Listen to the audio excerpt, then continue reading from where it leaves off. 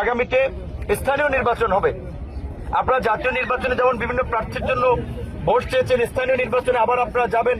তো এখন জাতীয় নির্বাচনে আপনাদের দল থেকে কেউ এমপি হয়েছে, মন্ত্রী হয়েছে, এবং আপনাদের স্বভাব চরিত্র যদি পরিবর্তন হয়, স্থানীয় নির্বাচনে কিন্তু মানুষ আবার সেটা একটা জবাব দেবে।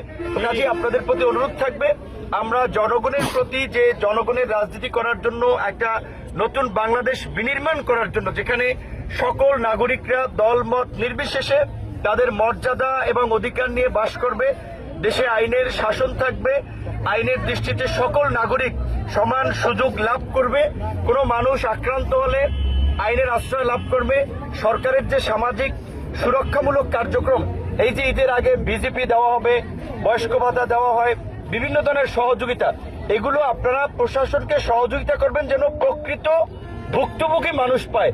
দেখা যায় প্রতিবন্ধী ভাতা নেয় ভালো মানুষ, এইগুলো যেন না পায়। এখন অন্তত আপনারা ইউনোকে, ডিসিকে কমপ্লেন দেবেন যে এই লোকটা ভালো, এই লোকটা সচ্ছল, সেই সহযোগিতা পাওয়ার যোগ্য না, তার এটা বিবেচনা করেন।